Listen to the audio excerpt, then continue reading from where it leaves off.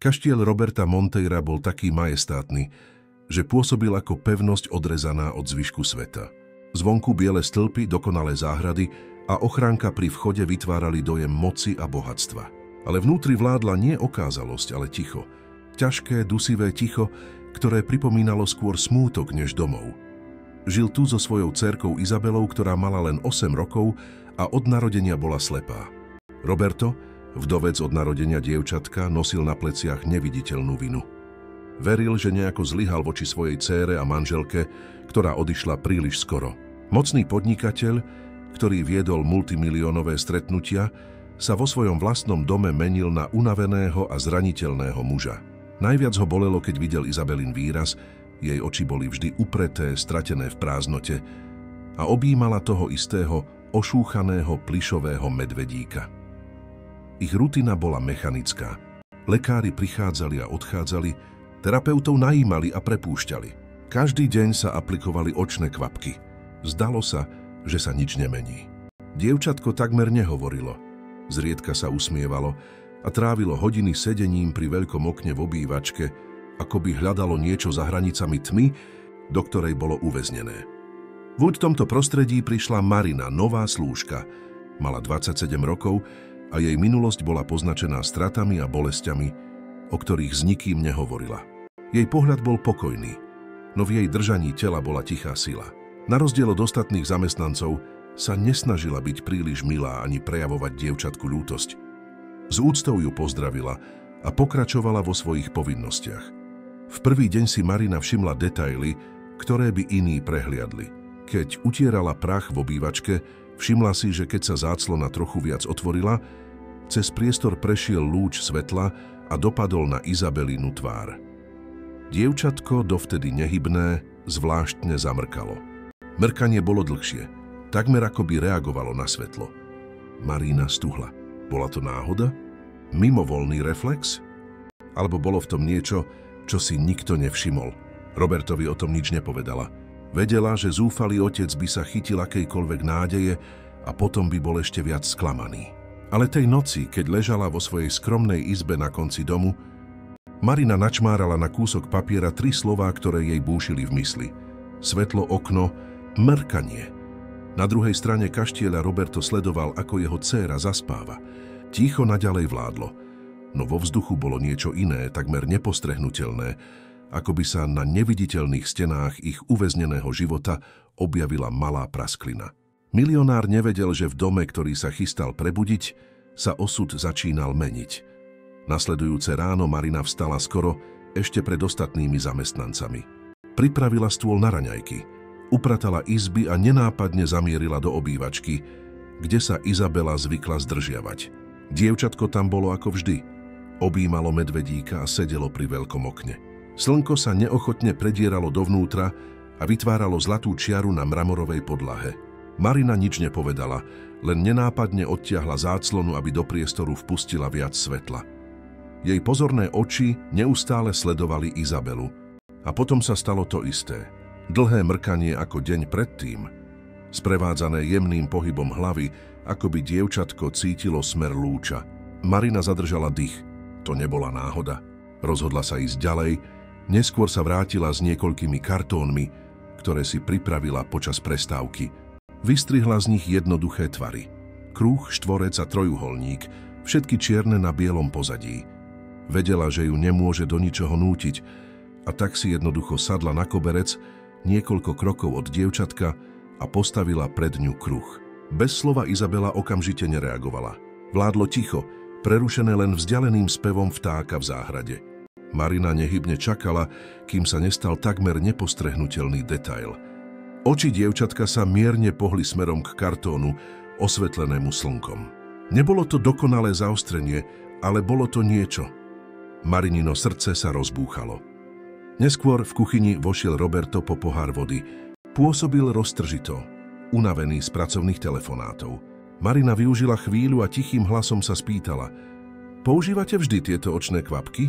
Roberto prikývol a vysvetlil, že fľaštičky sa používajú od narodenia dievčatka podľa pokynov lekára. Povedal, že nikdy nepochyboval, pretože veril, že sú potrebné. Marina nenaliehala, ale v mysli jej začala horieť pochybnosť. Čo ak tie kvapky skrývajú viac, ako odhaľujú? V noci predtým, ako išla spať, znova vytiahla papier, na ktorý si napísala svoje prvé poznámky a pridala nové slová, tvary, reakcia, pochybnosť. Medzitým Roberto, sám vo svojej pracovni, pozeral na starý portrét svojej zosnulej manželky. Premýšľal, ako sa život stal rutinou zlyhaných pokusov a zlomených nádejí. Nevedel, že v tom istom okamihu Marina píše prvý riadok objavu, ktorý by mohol zmeniť všetko. Ticho kaštieľa už nebolo rovnaké. Bolo v ňom niečo nové, nič zvedavosti, iskra nádeje. Akoby Izabela urobila malý, takmer neviditeľný krok k svetu, ktorý všetci považovali za pre ňu neprístupný. Predtým, ako budeme pokračovať v tomto príbehu, nezabudnite sa prihlásiť na odber kanála a uviesť svoje meno a z akého mesta sledujete. Marina nemohla tú noc spať. Prehadzovala sa na jednoduchom lôžku v zadnej izbe a počúvala ticho kaštieľa, ako by k nej hovorilo. Obrazy jej neustále vírili v hlave. Dlhé mrkanie, sklápanie Izabelinej hlavy. Oči, ktoré akoby sledovali tieň. Je možné, že si to nikto nikdy nevšimol. Že sa lekári mýlili? Pomyslela si. Strach, že si niečo predstavuje, bojoval s potrebou potvrdiť to. Nasledujúce ráno pokračovala bežná rutina. Roberto odišiel skoro na stretnutie a ostatní zamestnanci boli zaneprázdnení svojimi povinnosťami. Marina využila príležitosť, aby sa odvážnejšie priblížila k Izabele. Vzala malú baterku, ktorú mala ukrytú v taške medzi svojimi vecami. Sadla si pred dievčatko, udržiavajúc spokojný hlas. Izabela, si v poriadku? Chcem len niečo vyskúšať, dobre? Dievčatko neodpovedalo. Naďalej objímalo medvedíka, s rovnakým vzdialeným výrazom ako vždy. Marina sa zhlboka nadýchla, zapla baterku a jemne namierila lúč svetla, prechádzajúc ním pred tvárou dieťaťa. Niekoľko sekúnd sa nič nedialo, Marina to už chcela vzdať, ale potom Izabela dvakrát rýchlo zamrkala, ako by jej svetlo prekážalo. Srdce slúžky sa rozbúchalo. Marina zopakovala pohyb, tentoraz pomalšie, vytvárajúc čiaru svetla, ktorá prechádzala vzduchom, a stalo sa to znova. Isabeline oči sledovali stopu minimálnym, ale skutočným pohybom. V tom okamihu niečo neočakávané preťalo ticho. Krehkým a váhavým hlasom Izabela zamrmlala. Myslím, že som videla svetlo. Mami! Marina stúhla. Slovo mami jej preniklo do hrude ako čepel a zároveň ako objatie. Izabela nikdy nikoho takto neoslovila. Nikdy nepoužila toto slovo. Na oči sa jej tlačili slzy, ale Marina sa ovládala. Ovládala sa, pretože vedela, že to bol najdôležitejší okamih v jej živote a v živote tohto dievčatka. Predtým, ako mohla niečo povedať, sa dvere do obývačky prudko otvorili. Roberto vošiel s napätým výrazom. Jeho oči padli priamo na baterku v Mariných rukách. Čo si to dovoľuješ s mojou dcérou? Kričal hlas plný hnevu a strachu. Marina sa pokúsila vysvetliť, ale nemusela. Izabela poprvýkrát za roky vstala a bežala nie k otcovi, ale k Marine. Vrhla sa jej do pása s celou silou svojich malých rúk. Trasúc sa, potichu zopakovala: videla som svetlo. Roberto stúhol. Roky veril, že jeho dcéra nikdy nebude reagovať. Teraz pred jeho očami hovorila, hýbala sa, hľadala niekoho. Pôda pod jeho životom sa začala trieštiť. Dopad toho, čo sa stalo v obývačke, sa ozýval kaštieľom po zvyšok dňa. Roberto, ktorý bol vždy pevný a ovládal situáciu, pôsobil zmetene. Chodil sem a tam, mrmlajúci voľné slová, ako by sa snažil presvedčiť, že sa nezbláznil. Hovorila, bežala, opakoval. Marina zostala ticho, rešpektujúc otcov vnútorný zmätok, ale vnútri jej srdce horelo. Mala príliš veľa dôkazov, že Izabela nie je úplne slepá.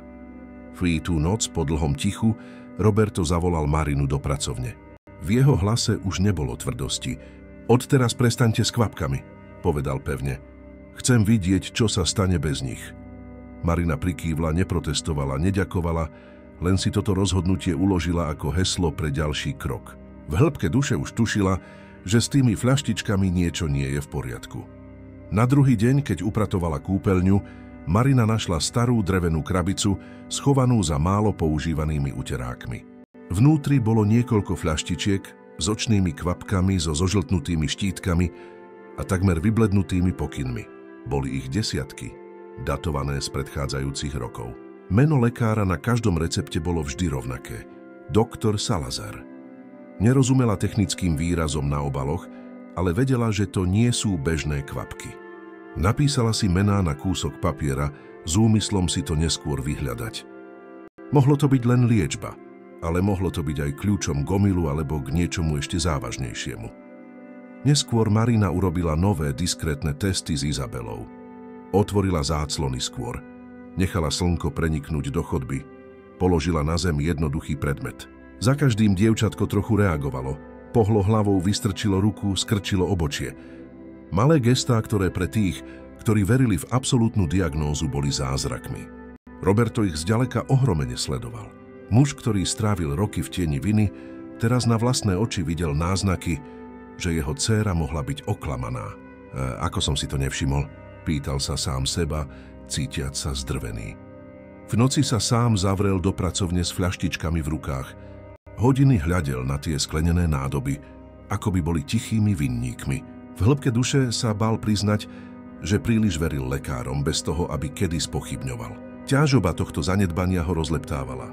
Medzi tým si Marina v zadnej izbe starostlivo zapisovala každú reakciu dievčatka do zošita. Nebola to len zvedavosť, bolo to tiché sľub, že nech to stojí čokoľvek, objaví pravdu. A s každou napísanou stránkou kaštieľ, predtým udusený tichom, začínal prejavovať známky života. Ale spolu s touto nádejou sa rodilo aj riziko. Ak sa tam skrývalo tajomstvo, niekto by ho mohol chcieť nechať pochované. Nasledujúce ráno Marina využila chvíľu, keď bol Roberto zavretý v pracovni a použila svoj skrytý mobilný telefón, sediac vo svojej skromnej izbe. Do prehliadača napísala názvy zlúčenín, ktoré skopírovala z fľaštičiek očných kvapiek. Srdce jej búšilo, ako by páchala zločin už len tým, že hľadá informácie. S každým výsledkom, ktorý sa objavil, sa jej nepokoj zvyšoval. To, čo našla, nebolo jednoduché liečivo na zvlhčenie očí alebo zmiernenie alergií, ako si predstavovala. Boli to látky používané na zníženie vnútroočného tlaku, zvyčajne aplikované v špecifických a závažných prípadoch. Ale bolo tu viac. Na lekárskych fórach niektorí ľudia uvádzali, že pri vysokých dávkach a dlhodobom používaní by tieto lieky mohli ovplyvniť reakciu zrenice na svetlo. Inými slovami, mohli by simulovať alebo zhoršovať príznaky slepoty. Marina nechala mobil na sekundu spadnúť na posteľ a zhlboka sa nadýchla. V mysli sa jej vírili otázky. Bola Izabela skutočne slepá od narodenia? Držali ju všetky tieto roky očné kvapky, uväznenú v tme, ktorá nebola jej vlastná? Popoludní, keď upratovala Izabelinu izbu, Marina urobila nový test. Nechala otvorené okno, aby ranné svetlo zaplavilo priestor. Potom na koberec položila 3 hračky. Farebnú loptu, červené autíčko a žltú plastovú kačicu. Bez akýchkoľvek pokynov len sledovala. Izabela na chvíľu zaváhala, ale potom natiahla svoju malú ruku smerom k lopte, ako by si nejako všimla jej prítomnosť. Gesto bolo malé, ale stačilo na to, aby Marina cítila mráz po chrbte. V tom momente vošiel Roberto. Jeho unavené oči sa rozšírili, keď uvidel scénu. Stál tam bez slov a sledoval, ako sa jeho dcéra s plachým úsmevom dotýka lopty. Úsmev, ktorý nevidel celé roky. Vybrala si? Spýtal sa trasľavým hlasom. Marina len prikývla. Áno, reaguje. V tú noc Roberto nedokázal večerať. Chodil sem a tam, opakujúc si, že veril lekárom, že nikdy nepochyboval, že možno urobil najväčšiu chybu svojho života. Vina ho drvila, ale zároveň sa v ňom rodilo niečo, čo už dlho necítil, nádej. Marina na druhej strane cítila zmes nadšenia a strachu. Ak by s tými fľaštičkami skutočne niečo nebolo v poriadku, nešlo by len o lekársky omyl. Mohol by to byť škandál. A vedela, že čím väčšie je tajomstvo, tým väčší je odpor voči tomu, kto sa ho snaží odhaliť. Zatiaľ, čo Izabela spala objímajúc medvedíka, dom akoby dýchal inak. Ticho už nebolo len smútkom, teraz to bolo ticho, ktoré predchádza odhaleniu. V nasledujúcich dňoch Marina pokračovala vo svojej rutine pozorovaní. Každé ráno bola nová príležitosť objaviť niečo v Izabele. Jednoduchý lúč slnka akoby otváral neviditeľné dvere pre dievčatko, ktorému ešte nedávno všetci verili, že je odsúdené na tmu. Roberto, hoci bol stále v šoku, začal to sledovať zblízka. Stál vo dverách v tichu, sledujúc Marinu, ako vedie malé cvičenia. S každým úsmevom jeho dcéry sa mu oči zalievali slzami, ale niečo Marine neustále vrtalo v hlave. Meno na fľaštičkách. Doktor Salazar, lekár, ktorý sa o Izabelu staral od narodenia. Prečo len on? Prečo všetky tie roky vždy rovnaký podpis? Rovnaké fľaštičky, rovnaké recepty. Počas prestávky sa Marina odvážila spýtať sa Roberta na neho. Stále ste v kontakte s lekárom, ktorý sa staral o Izabelu? Roberto zdvihol oči od novín a zhlboka si povzdychol. Salazar? Nie, už dlho som ho nevidel. Po smrti mojej manželky som mu úplne dôveroval. Hovoril mi, že Izabela nemá nádej, že neexistuje žiadna operácia, žiadna liečba, len očné kvapky na udržanie minimálneho pohodlia. Nastalo ťažké ticho. Marina preglgla. Spôsob, akým Roberto hovoril, nebol ako od presvedčeného muža, ale od niekoho, kto sa vzdal boja. Týrejsky tú noc, vo svojej skromnej izbe, Marina znova pátrala. Objavila nejasné zmienky o starých súdnych sporoch, ktoré sa týkali mena Salazar. Nič konkrétne, ale dosť na to, aby sa rozsvietila červená kontrolka. Pôsobil ako lekár, ktorý zmizol z centra pozornosti. Niekto, kto sa radšej držal v tieni. Jedno ráno, keď prechádzala chodbou, Marina počula dvoch zamestnancov, ako sa potichu rozprávajú. Všimli ste si, ako sa dievčatko správa inak? Povedal jeden. Radšej o tom nehovor. Šéf nemá rád otázky a navyše, ak sa o tom dozvie ten doktor, môžeme mať problémy. Marina zastala. Ak sa dozvie ten doktor? Táto veta jej nahnala strach. Ako mohol niekto, kto už kaštiel nenavštevoval, vzbudzovať taký strach? V jeden deň sa Marina ešte viac priblížila k Izabele. Keď sa lúčili na noc, dievčatko si zrazu na niekoľko sekúnd oprelo hlavu o jej lono. Bolo to jednoduché gesto, ale pre Marinu to bolo ako tiché potvrdenie. Bola medzi nimi dôvera a s touto dôverou prišla aj zodpovednosť chrániť ju. Roberto na druhej strane domu pozeral na fľaštičky na stole v pracovni, ako by boli dôkazmi nevyhláseného zločinu. V jeho vnútri sa niečo začalo meniť. Poprvýkrát sa pýtal, či bol celý ten čas oklamaný. A zatiaľ, čo hodiny odbíjali polnoc, meno doktor Salazara sa ozývalo v mysli oboch ako tieň, ktorý sa chystá vrátiť na svetlo. Marina sa už nedokázala pozrieť na fľaštičky očných kvapiek bez toho, aby necítila tlak v hrudi. Čím viac premýšľala, tým viac rástlo jej presvedčenie. Niečo nebolo v poriadku, ale potrebovala dôkazy, niečo konkrétne, pretože samotná nádej by tento boj neudržala. Jedno popoludne, keď upratovala kúpeľňu v hlavnom krídle, si všimla hĺbšiu poličku skrytú za starými uterákmi. Keď jeden vytiahla, našla malú drevenú krabicu, podobnú tej, ktorú už predtým videla. Vnútri boli desiatky prázdnych fľaštičiek z minulých rokov, všetky podpísané rovnakým lekárom, doktor Salazarom. Dátumy siahali od prvých mesiacov Izabelínho života až po niekoľko mesiacov dozadu. Bolo to ako tichá história nekonečnej liečby. Marina si kľakla na studenú podlahu, držiac tie fľaštičky, ako by boli dôkazmi zločinu. Koľko rokov jej ukradol, pomyslela si. Jednu fľaštičku si schovala do vrecka zástery. Nemohla to nechať len tak. Veď tú noc, keď už všetci spali, nenápadne zapla slabé svetlo v izbe a znova pátrala na mobile. Objavila lekárske články, ktoré hovorili o zlúčenine použitej v kvapkách. Niektoré správy uvádzali, že v extrémnych prípadoch by dlhodobé používanie mohlo znížiť citlivosť na svetlo a dokonca vyvolať príznaky funkčnej slepoty.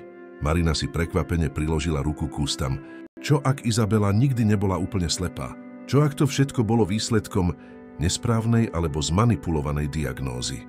Medzitým Roberto zostal sám v pracovni a hľadel na staré fotografie svojej manželky. Spomienka na ňu ho drvila. Pripomenul si rozhovory so Salazárom, ako bez pochybností prijal jeho slovo ako konečný verdikt. Teraz sa vina v ňom začala šíriť ako tieň. Nasledujúce ráno Marina vyskúšala niečo nové. Sadla si s Izabelou na podlahu v obývačke, položila 3 veľké kartónové karty s jednoduchými tvarmi a čakala. Dievčatko váhavo prešlo rukou cez priestor, ale potom sa jej oči jemne pohli smerom k trojuholníku osvetlenému slnkom, ktoré prenikalo cez záclonu. Vidíš niečo, Isa? Zašepkala Marina. Odpoveď prišla tenkým hláskom. Je tam lesk. To stačilo, aby Maríne naskočila husia koža. To už nebola náhoda, nebola to fantázia, bol to fakt. V tú noc si do zošita, do ktorého si všetko zapisovala, napísala: Deň 12. Izabela reagovala na trojuholník. Povedala, že videla lesk. Fľaštičky naznačujú nepretržité používanie po celé roky. Niečo sa skrýva. Keď si Roberto prečítal tieto poznámky, ktoré sa Marina konečne rozhodla ukázať, cítil, ako mu srdce klesá. Poprvýkrát čelil možnosti, že osud nebol len krutý, ale že niekto lekár, ktorému dôveroval, mohol ukradnúť jeho dcére oči. Vonku bol kaštiel stále obklopený vysokými múrmi a železnými bránami. Ale skutočné väzenie bolo vnútri, v kvapkách, ktoré padali každý deň, v očiach dieťaťa, ktoré možno nikdy nebolo slepé, ako všetci verili. Marina vedela, že to nemôže dlho držať v tajnosti. Každý deň, každá malá reakcia Izabely na svetlo posilňovala jej presvedčenie, že s liečbou, ktorú predpísal Salazar, niečo nebolo v poriadku. Ale ako to dokázať? Ako sa postaviť renomovanému lekárovi, ktorý bol roky považovaný za autoritu? Jedného večera, keď už všetci spali, Marina vzala mobil a prešla si zoznam starých kontaktov. Jej prsty sa zastavili na mene, ktoré dlho nevidela. Luciana, kolegyňa z čias, keď pracovala na klinike ako ošetrovateľka. Luciana práve dokončovala rezidenčné štúdium v oftalmológii. Ak by jej niekto mohol pomôcť pochopiť tie záhadné fľaštičky, bola to ona. Poslala krátku, ale naliehavú správu: Musím s tebou hovoriť. Je to dôležité? Týka sa to dieťaťa. Odpoveď prišla o chvíľu. Dohodli sa, že sa diskrétne stretnú v kaviarni v susednom meste. Marina si vymyslí výhovorku, aby mohla odísť počas Robertovho stretnutia. V dohodnutý deň si Marina schovala jednu z fľaštičiek do vrecka kabelky. Srdce jej búšilo, keď prechádzala bránami kaštieľa a hovorila ochránke, že potrebuje ísť nakúpiť čistiace prostriedky. Vodič ju odviezol do centra mesta, ale odtiaľ už pokračovala sama na dohodnuté miesto. Luciana ju prekvapene objala. Už sú to roky, povedala s úsmevom. Ale tvoja správa znela zúfalo. Čo sa stalo? Marina vytiahla fľaštičku z vrecka a položila ju na stôl. Potrebujem, aby si mi povedala, čo presne je vo vnútri. Naozaj, Lu? Je to o dcére môjho šéfa. Luciana zdvihla obočie, prehodila fľaštičku medzi prstami, prečítala si takmer vyblednuté nápisy a zamračila sa. Tento liek v malých dávkach sa môže používať na vnútroočný tlak, ale tu odmlčala sa a znova sa pozrela. Dávka je oveľa vyššia ako zvyčajne, a to dlhodobo. To môže potlačiť reakciu na svetlo. Marina preglgla. Takže možno nie je úplne slepá? Luciana sa zhlboka nadýchla. Ak sa narodila s nejakým obmedzením, tieto kvapky mohli všetko zhoršiť. Bez vyšetrení to neviem potvrdiť, ale niečo tu nesedí. Tie slová boli ako kladivo na Marininu myseľ. Zrazu jej intuícia nebola len podozrením, mala opodstatnenie. Keď sa vracala do kaštieľa a prechádzala ťažkou bránou, Marina cítila ťarchu tajomstva, ktoré sa začínalo stávať nebezpečným. Roberto o jej odchode ani o analýze fľaštičky ešte nevedel a niekde vonku bolo meno Salazara stále tieňom. Zatiaľ, čo Izabela v tú noc spala objímajúc medvedíka, Marina si uvedomila, že teraz má pred sebou nevyhnutnú voľbu. Buď všetko prezradí Robertovi a bude čeliť následkom, alebo bude pokračovať vo vyšetrovaní sama a riskuje, že ju odhalia. Roberto strávil deň nepokojne, chodil sem a tam, prechádzal si zmluvy, vybavoval telefonáty, ale jeho myseľ zostávala pri obraze jeho dcéry, ako sa usmieva pri dotyku s farebnou loptou. Trápilo ho to a zároveň to znovu roznietilo nádej, ktorú roky pochoval. Keď Marina v tú noc vošla do jeho pracovne, okamžite si všimol, že niečo skrýva. Musím sa s vami porozprávať, povedala pevne. Ale prosím vás, vypočujte ma až do konca. Roberto si položil ťažké ruky na stôl. Jeho oči boli unavené, ale pozorné. Marina vytiahla z tašky fľaštičku očných kvapiek a položila ju pred neho. Podnikateľ hľadel na sklenenú nádobku, ako by bola prekliatou spomienkou. Zobrala som túto fľaštičku kamarátke lekárke, ktorá je na stáži. Analyzovala ju a povedala, že dávka je extrémne vysoká. Dostatočne vysoká na to, aby ovplyvnila reakciu na svetlo. Marina sa zhlboka nadýchla. Rozumiete, čo to znamená? Roberto zostal ticho, ale napätie jeho čeluste prezrádzalo hnev, ktorý v ňom rástol. Chceš povedať, že moja dcéra by mohla vidieť? Spýtal sa takmer lámajúcim sa hlasom. Možno nie dokonale, ale áno. Bez vyšetrení to neviem potvrdiť, ale niečo bolo za všetky tieto roky veľmi zlé. Marina stíšila hlas. Meno, ktoré je na všetkých fľaštičkách, je vždy to isté. Doktor Salazar. Meno padlo do priestoru ako bomba. Roberto sa prudko postavil a prevrátil stoličku. Prešiel k oknu a ťažko dýchal. Jeho peste sa zaťali. Dôveroval som mu, zamrmlal. Dôveroval som mu ako rodine. Povedal mi, že nie je nádej, že Izabela nikdy nič neuvidí, a ja som to prijal. Marina sa pomaly priblížila. Nevedeli ste to. Urobili ste to, čo by urobil každý zúfalý otec. Ale teraz je realita pred nami. Nie je príliš neskoro. Roberto sa otočil, jeho oči sa po prvýkrát po rokoch leskli. Ak je to pravda, ukradol roky života mojej dcére. Roky, ktoré sa už nikdy nevrátia. Ticho, ktoré nasledovalo, prerušovalo len jeho ťažké dýchanie. Nakoniec si Roberto zúfalo prešiel rukou po vlasoch. Potrebujeme dôkazy, Marina, nielen podozrenia. Chcem pravdu, nech to stojí čokoľvek. Prikývla cítiac, ako sa ťarcha tejto zodpovednosti usadzuje na jej pleciach. Poprvýkrát nebola sama. Teraz mal po boku milionárskeho otca, zničeného, ale odhodlaného čeliť všetkému. V izbe Izabela spala pokojne, bez tušenia, že práve v tom momente sa začala tichá vojna proti mužovi, ktorý ju odsúdil na tmu od narodenia. Po tej noci Roberto nebol viac ten istý. Ťarcha objavu akoby z neho strhla brnenie chladného a kalkulujúceho podnikateľa. V nasledujúcich dňoch trávil hodiny prehrabávaním starých spisov. Zabudnuté zložky v zamknutých zásuvkách, správy z Izabeliných vyšetrení. Marina mu pomáhala ako mohla, organizovala papiere, triedila vyšetrenia, zapisovala dátumy. Každý dokument niesol rovnaké meno, opakované ako verdikt.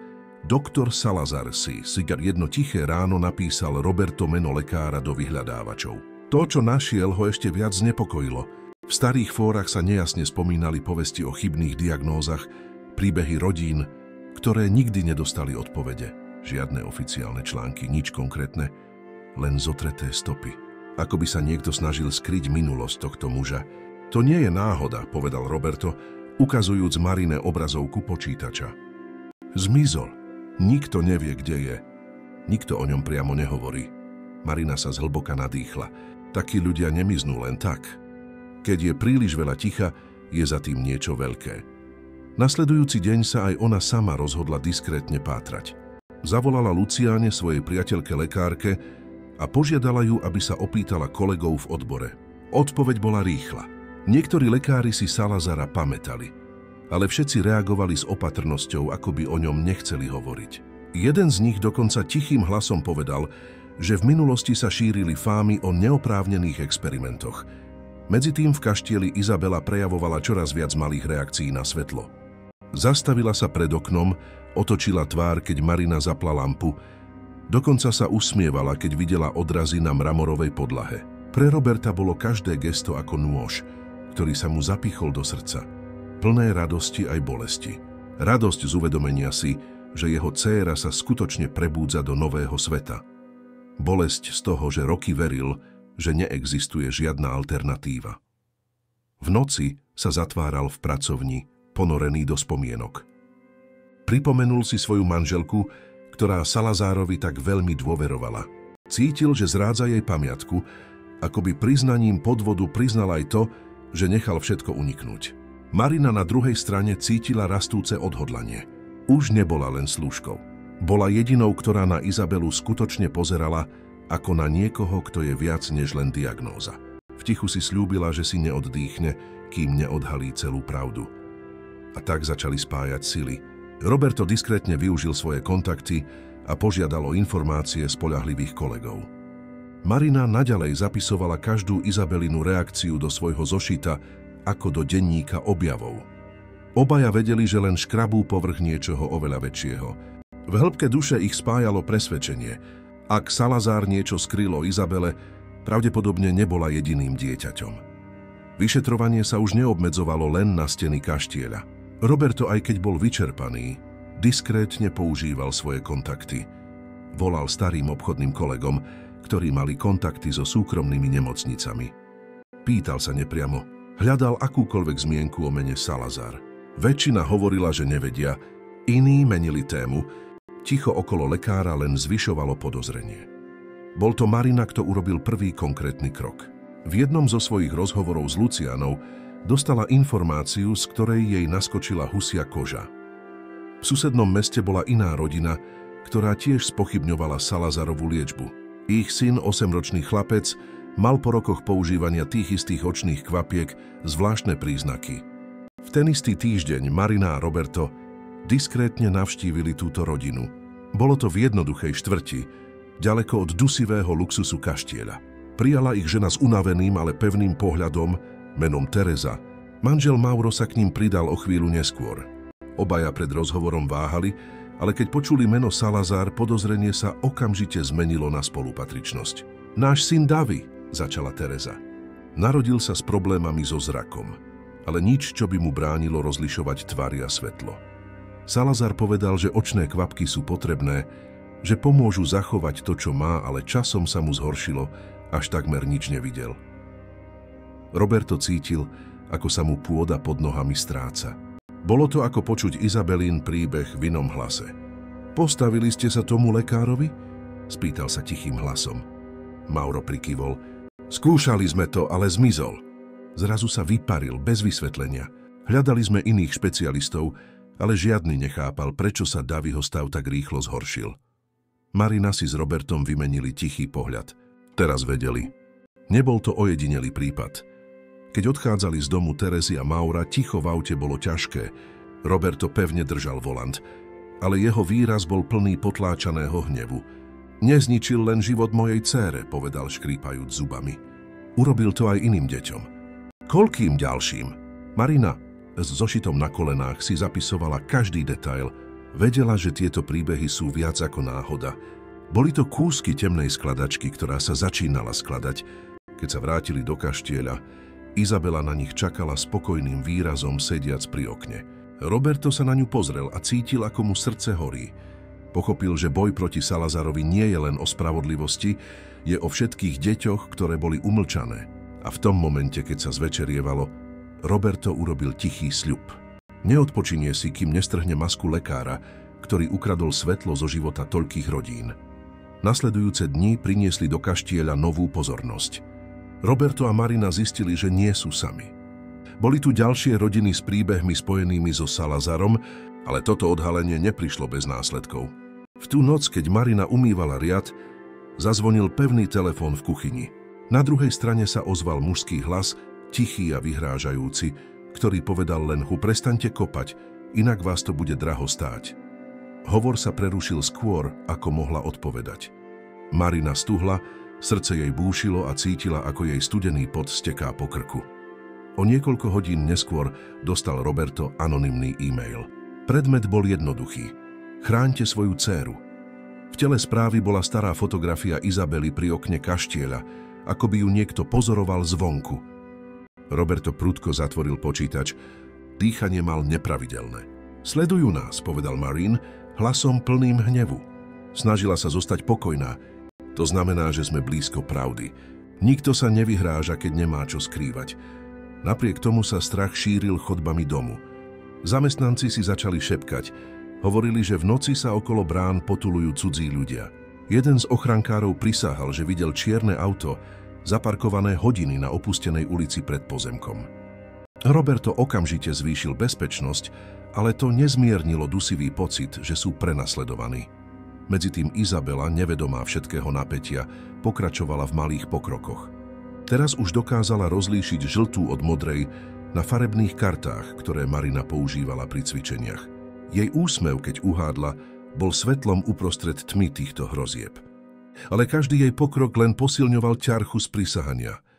Ak dievčatko reagovalo, znamenalo to, že jej zrak bol niekým zámerne obmedzovaný po celé roky. A táto pravda bola príliš nebezpečná na to, aby zostala skrytá. V tú noc sa Roberto zatvoril v pracovni. Hnev na jeho tvári nedával priestor pochybnostiam, myslia si, že ma môžu zastrašiť. Udrel pesťou do stola, až sa papiere rozleteli. Ale moju dceru už neumlčia. Marina sa k nemu priblížila a položila mu ruku na rameno. Musíme byť opatrní, je to väčšie, ako si myslíme. Nie je to len Salazar však? Ak to urobil on, neurobil to sám. Roberto sa na ňu niekoľko sekúnd pozeral, zhlboka sa nadýchol a potom prikývol. Poprvýkrát si uvedomil, že Marina nie je len zamestnankyňou, je jeho najbližšou spojenkyňou, jedinou, ktorá dokáže čeliť tomuto boju po jeho boku. V ťažkom tichu kaštieľa sa začalo formovať rozhodnutie. Nebudú len vyšetrovať, odhalia celú pravdu, aj keby to znamenalo ohrozenie vlastných životov. Po vyhrážkach Roberto a Marina vedeli, že sa už nemôžu spoliehať len na intuíciu. Potrebovali oficiálne dôkazy, niečo, čo by žiadne noviny, sudca alebo lekár nemohli ignorovať. Fľaštičky očných kvapiek boli kľúčom. Marina ich niekoľko skrývala vo svojej izbe, zabalené v látke, ako by boli nebezpečnými relikviami. V jedno zamračené ráno podala jednu z fľaštičiek Robertovi: musíme to dať analyzovať do nezávislého laboratória. Ak zistia presné zloženie, budeme mať konkrétne dôkazy. Roberto okamžite súhlasil. Využijúc svoj vplyv, dohodol si stretnutie so starým priateľom, uznávaným chemikom v inštitúte v hlavnom meste. Bol to diskrétny, dôveryhodný muž, ale aj tento krok sa zdal príliš riskantný. V dohodnutý deň Marina trvala na tom, že pôjde s ním. Roberto neprotestoval. Vyrazili skoro ráno, nesúc fľaštičku ukrytú v koženej aktovke. Vodič išiel tichou cestou, zatiaľ čo Roberto neustále sledoval spätné zrkadlo. Bolo niečo zvláštne. Čierne auto ich akoby sledovalo od chvíle, keď opustili mesto. Vidíš to? Zašepkal Marine, bez toho, aby spustil oči zo zrkadla. Diskrétne sa otočila. Vozidlo si udržiavalo odstup, ale nikdy nezmizlo. Srdce sa jej rozbúchalo. Vedia, že ideme za pravdou, povedala takmer bezhlasne.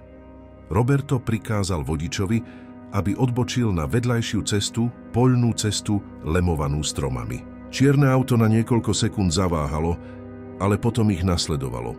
Ticho v limuzíne sa stalo dusivým. Nakoniec, keď prišli k benzínke, Roberto požiadal vodiča, aby náhle vošiel dnu. Čierne auto prešlo rovno, zrýchlilo.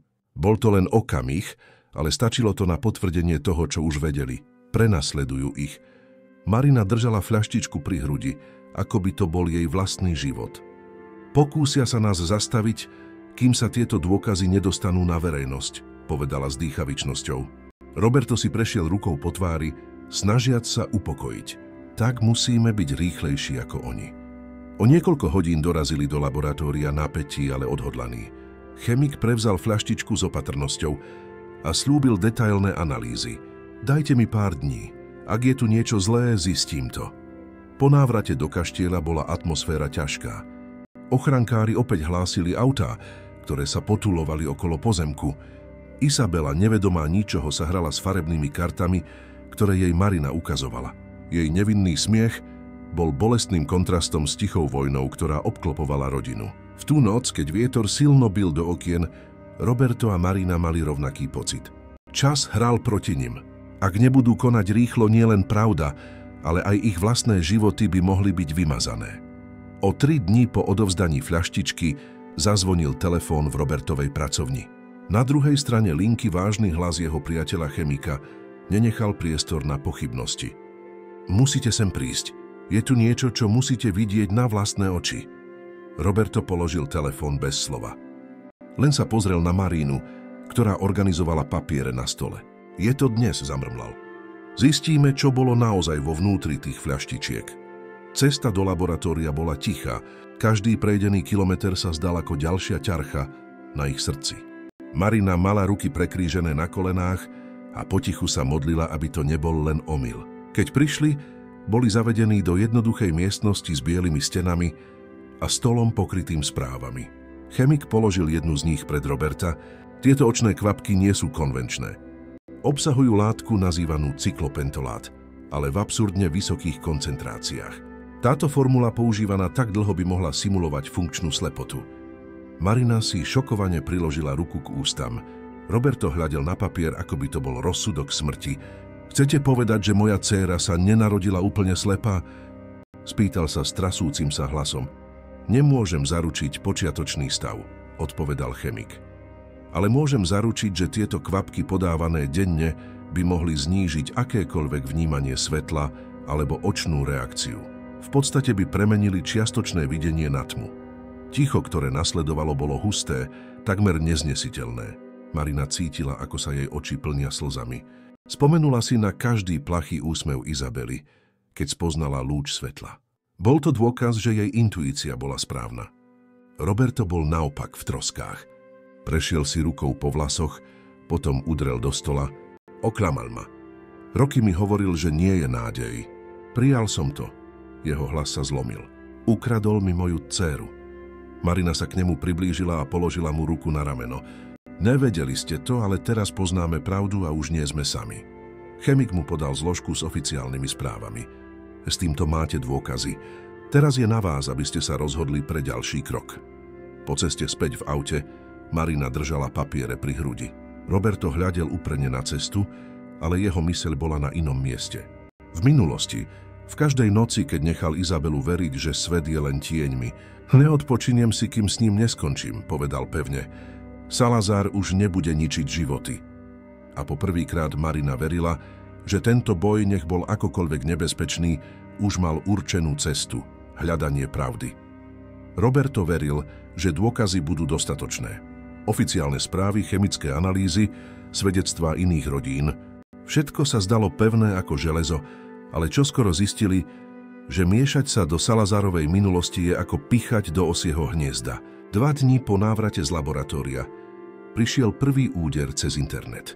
Na senzačnom spravodajskom portáli sa objavil anonymný článok, ktorý obviňoval Roberta, že roky zanedbával svoju dcéru. Text tvrdil, že ignoroval lekárske rady a odmietol experimentálne liečby a vykreslil ho ako krutého otca, ktorý radšej skryl dievča vo svojom kaštieli. To je lož, to kričal a hodil tablet o stôl. Marina si prečítala článok od začiatku do konca. Rozprávanie bolo príliš presvedčivé, plné skreslených detailov. Kto nepoznal pravdu, ľahko by tomu uveril. Bolo to jasné. Niekto sa snažil obrátiť verejnú mienku proti nim, skôr ako sa dostane na povrch skutočné obvinenie. V tú noc Marina dostala podivné správy z neznámeho čísla. Najprv neurčité vety. Nevieš, do čoho sa púšťaš. Potom priame vyhrážky. Ak otvoríš ústa, už nikdy neuvidíš slnko vychádzať. Ukázala ich Robertovi a jeho hnev vybuchol. Chcú nás umlčať strachom. Ale neustúpime. Napriek tomu sa tlak zvyšoval. Noviny začali šíriť falošné obvinenia, profily na sociálnych sieťach šírili povesti o údajných Robertových chybách v jeho podnikaní. Dokonca aj Marina bola napadnutá komentármi, ktoré naznačovali, že si vymyslela Izabelin pokrok, aby získala pozornosť. Ťarcha toho všetkého sa začala prejavovať aj vnútri samotného kaštieľa. Zamestnanci, predtým tichí a lojálni, si začali šepkať. Niektorí požiadali o odchod, obávajúc sa, že rodina je zapojená do niečoho väčšieho, ako si dokázali predstaviť. A uprostred búrky Izabela naďalej napredovala. Teraz už dokázala rozpoznať jednoduché farby. Pevne povedala: toto je žltá, toto je modrá. Marina sa usmievala pri každom víťazstve, ale vnútri nosila rastúci strach. Ak by zlyhali, ak by bola očierňovacia kampaň silnejšia ako dôkazy, všetko úsilie by bolo zbytočné. Jednu noc, keď ukladala správy do zamknutej zásuvky, Marina sa pozrela z okna a uvidela auto zaparkované na druhej strane ulice so zhasnutými svetlami, ale silueta niekoho na sedadle vodiča bola viditeľná. Cítila, ako sa jej srdce rozbúchalo, bežala za Robertom. Sú tam vonku. Sledujú nás. Okamžite vstal, ale keď prišiel k oknu, auto už odišlo. Ticho, ktoré zostalo, bolo ešte hrozivejšie. Správa bola jasná. Nezáleží na tom, kde boli, sledovali ich. Roberto sa zhlboka nadýchol. Jeho oči boli plné odhodlania. Chcú vojnu? Budú ju mať. Roberto bol vyčerpaný, ale nie porazený. Po vyhrážkach, očierňovaní a temných pohľadoch v okolí kaštieľa sa rozhodol, že už nemôže čakať. Bol čas urobiť všetko oficiálnym. Marina súhlasila. Prípad sa nemohol obmedziť na šepkanie v chodbách a správy uložené v zásuvkách. Museli odhaliť Salazára a odovzdať dôkazy príslušným orgánom. Nasledujúce ráno sa diskrétne vybrali na generálnu prokuratúru v hlavnom meste. Priniesli si so sebou hrubú zložku plnú správ, lekárskych záznamov, kópií receptov a chemického posudku, ktorý potvrdzoval nelegálne zloženie očných kvapiek.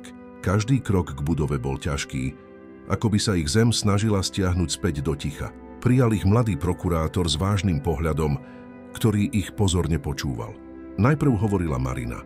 Rozprávala o svojich pozorovaniach Izabely, jej reakciách na svetlo, jednoduchých experimentoch, ktoré odhalili niečo skryté. Potom Roberto opísal roky slepej dôvery v Salazara, diagnózy bez spochybňovania, šok z objavenia pravdy. Prokurátor si robil podrobné poznámky a na záver pevne povedal: to, čo ste sem priniesli, je vážne. Začneme vyšetrovanie, ale vedzte, že to nebude ľahké. Sú v tom zapojené veľké záujmy. Roberto a Marina si vymenili tichý pohľad, očakávali to. V nasledujúcich dňoch začali cítiť, ako sa ťarcha obvinenia šíri. Niektorí Robertovi známi ho začali vyhýbať. Stretnutia boli zrušené bez vysvetlenia. Obchodní partneri, ktorí ho predtým vítali s otvorenou náručou, teraz reagovali chladne, čo bolo evidentné. Salazarov vplyv alebo vplyv tých, ktorí ho chránili, sa stále ozýval v mocných kruhoch. V kaštieli napätie rástlo. Dvaja zamestnanci náhle podali výpoveď s odvolaním sa na osobné dôvody. Jeden z nich predtým, ako odišiel, pošepkal Marine: buďte opatrní, nemáte potuchy, koľko ľudí ten lekár pozná. Napriek strachu bola Izabela naďalej majákom uprostred búrky. S trpezlivosťou jej Marina ukazovala farebné karty, hračky a dokonca aj predmety z domu. Dievčatko identifikovalo čoraz viac farieb, čoraz viac detailov. Jedného večera ukázala na Marinine žlté šaty a s úsmevom povedala: sú ako slnko. Roberto sledoval scénu v tichu, s očami plnými slz. Bol to živý dôkaz, že mali pravdu, ale víťazstvo sa zdalo vzdialené. Niekoľko dní po odovzdaní dokumentov generálnej prokuratúre sa na svetlo sveta dostal nový útok. Noviny začali uverejňovať, že Roberto je vyšetrovaný za daňové podvody vo svojich spoločnostiach. Správa sa rýchlo rozšírila, pošpinila jeho povesť. Marina držala noviny s trasúcimi sa rukami. Snažia sa všetko obrátiť proti nám. Roberto sa zhlboka nadýchol, zaťal peste. Tak poďme do toho až do konca. Ak chcú zničiť moju povesť, nech to skúsia, ale neprestanem, kým Izabela nedostane spravodlivosť. Obvinenie na generálnej prokuratúre sa zdalo byť iskrou uprostred tmy. Najprv sa Roberto a Marina obávali, že všetko bude ututlané, založené silnejšími mocami, ale o niekoľko dní sa stalo niečo neočakávané.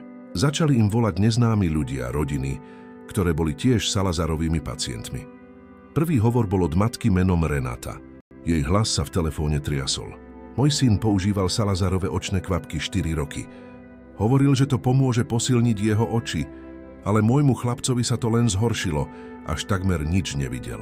Nikdy som nepochopila prečo. Keď som videla reportáž o vás, vedela som, že nie som sama. Marina si zapísala každý detail, cítiac, ako sa jej srdce sťahuje. Nebola to len Izabela, nebol to len Davy, syn Terezy a Maura. Bolo ich viac. Za niekoľko dní sa objavili ďalšie rodiny, rodičia z rôznych miest, každý s podobným príbehom. Nejasné diagnózy, opakované recepty, záhadné očné kvapky. Vzor bol jasný a každé nové svedectvo posilňovalo presvedčenie, že Salazar urobil oveľa viac, než len ojedinelý omyl. Bola to sieť nedbalosti, možno dokonca korupcie.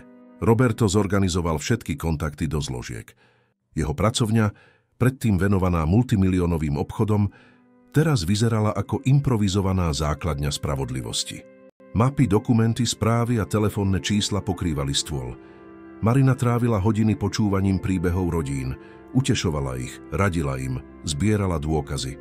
Medzi tým sa život v kaštieli menil. Predtým tiché chodby začali ozývať hlasmi, návštevami, diskrétnymi stretnutiami. Ľudia, ktorí predtým mlčali, teraz nachádzali odvahu prehovoriť. Bola tam atmosféra strachu, ale aj jednoty. Izabela, ktorá nerozumela celej závažnosti, zvedavo sledovala dianie okolo seba. Svojím spôsobom si uvedomovala, že sa niečo deje. Jedného popoludnia, keď videla Marinu a Roberta, ako sa v obývačke rozprávajú s plačúcou rodinou, sa k ním priblížila a potichu povedala: aj oni majú smutné tajomstvá. Marina si kľakla, držiac jej ruku. Áno, ale teraz už nie sú sami. Tieto slová zanechali hlbokú stopu, pretože to bolo presne tak. Ticho sa lámalo. Ale s každým novým hlasom, ktorý sa zdvihol, prichádzali aj nové hrozby. Jeden z otcov ohlásil, že dostal anonymný list domov, ktorý ho varoval, aby mlčal, ak miluje svojho syna. Ďalší povedal, že ho sledovali do práce. Strach bol reálny. Napriek tomu Roberto vnímal vo vzduchu niečo iné. Po prvýkrát po rokoch nenosil ťarchu sám. Teraz tu bol zbor rodín, ktoré sa spojili, a zbor bolo oveľa ťažšie umlčať ako osamelý hlasovský tú noc, sediac vedľa Mariny v pracovni. Roberto tichým hlasom povedal, takmer ako prísahu. Salazar možno ukradol roky života mojej dcére, ale teraz sa to, čo postavil na klamstve, zrúti. Deň svital čudne, ťažko ako by aj obloha tušila, že sa niečo stane. Marina pripravovala kávu, keď počula, ako jej mobil neustále vibruje na stole. Boli to notifikácie, desiatky z nich, spravodajské portály, správy, neprijaté hovory. Čo sa deje? Spýtal sa Roberto, už berúc do ruky telefón. Na obrazovke bol obrovskými písmenami titulok. Deti používané na nelegálne testy. Obvinenie proti doktor Salazarovi naberá na sile. Robertovi sa rozbúchalo srdce. Otvoril článok. Text obsahoval úryvky z laboratórnych analýz, svedectvá rodín, Isabelin príbeh a dokonca aj vyhlásenia rodičov, ktorí roky mlčali. Pravda bola konečne na uliciach. Správa sa rozšírila ako oheň v suchej tráve, televízne správy vysielali reportáže, rádiá komentovali prípad a na sociálnych sieťach sa meno Salazar opakovalo s pobúrením. Začali sa šíriť hashtagy žiadajúce spravodlivosť. Vykaštieli telefón neustále zvonil. Novinári chceli rozhovory, rodiny hľadali podporu, právnici ponúkali pomoc. Marina ohromená sa snažila organizovať chaos, zatiaľ čo Roberto zostal ticho pri okne, sledujúc pohyb pri bránach pozemku. Začína sa to, zamrmlal hlasom plným úľavy aj strachu, ale odhalenie prinieslo aj nebezpečné reakcie.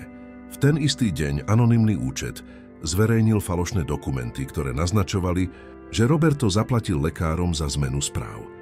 Ďalší článok naznačoval, že Marina si vymyslela Izabelino zlepšenie, aby získala slávu. Lži sa pokúšali zmiešať s pravdou a vytvárali zmätok. Neprestanú, povedala Marina, držiac vytlačené listy s falošnými obvineniami. Ale teraz už nie sme sami. V skutočnosti bola verejná mienka na ich strane.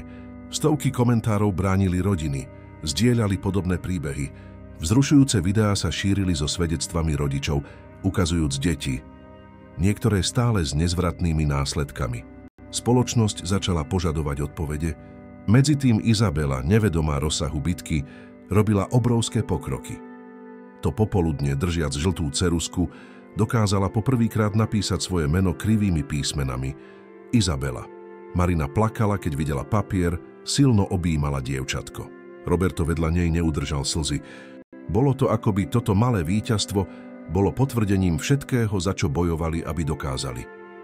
V tú istú noc sa televízny štáb dostal k exkluzívnym záberom kaštieľa. Nakrúcali z diaľky, zachytávajúc postavu Roberta, ako kráča po záhrade po boku dcéry a Mariny. Scéna sa rýchlo stala virálnou, zobrazujúc nielen obvinenie a škandál, ale aj nádej a obnovu. Roberto vedel, že vojna je ďaleko od konca, ale keď videl Izabelu, ako sa usmieva a ukazuje na mesiac, hovoriac je biely, cítil, že po prvýkrát má skutočnú šancu vyhrať. Mesiace po prvej titulnej správe bola súdna sieň preplnená. Rodiny, novinári, právnici a zvedavci sa tlačili na stoličkách. Meno Salazar, predtým rešpektované, bolo teraz synonymom podvodu a krutosti. Na lavici obžalovaných mal lekár sklonený pohľad, snažiac sa skryť pred kolektívnym hnevom. Roberto a Marina boli prítomní, pevní, hoci ťarcha týchto mesiacov zanechala stopy na ich tvárach. Vedľa nich Izabela držala plyšového medvedíka, úplne nerozumela veľkosti toho, čo sa dialo, ale vedela, že to všetko súvisí s jej príbehom. Keď prokurátor predložil oficiálne správy, zabavené fľaštičky a svedectvá rodín z rôznych miest, v miestnosti nastalo absolútne ticho. Dôkazy boli nespochybniteľné. Nešlo o lekársky omyl, ale o podvod. Roky nelegálnych experimentov financovaných temnými záujmami, Salazar bol odsúdený. Väzenie, definitívne odňatie lekárskej licencie a multimiliónové pokuty pre zapojené spoločnosti. Verdikt, ktorý prítomní odmenili potleskom v stoji. Marina cítila, ako sa jej oči plnia slzami a stisla Izabelinu ruku. Roberto sa naopak zhlboka nadýchol, ako by zo seba zhodil ťarchu, ktorá sa v ňom hromadila po celé 10 ročia. Pred súdom sa zhromaždili novinári, ale namiesto Roberta prehovorila Marina. Jej pokojný, ale pevný hlas sa ozýval cez mikrofóny. Pravda nevráti čas, ktorý naše deti stratili, ale môže zabrániť tomu, aby iní trpeli rovnako. Bojovali sme za spravodlivosť a ona zvíťazila. Jej slová sa šírili po celej krajine. Marinu nazvali ženou, ktorá videla za hranice tmy. Jej odvaha sa stala symbolom odporu a súcitu. V kaštieli, teraz premenenom na dom plný života, Izabela naďalej prekvapovala. Poznala farby, čítala jednoduché slová a dokonca pomáhala s organizovaním svojich vecí.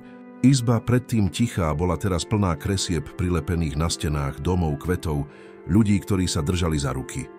Jednu noc, keď sa pripravovala na spánok, sa Izabela schúlila v Marininej lone a potichu povedala: Už sa nebojím tmy, pretože viem, že vždy je niekto, kto vo mňa verí.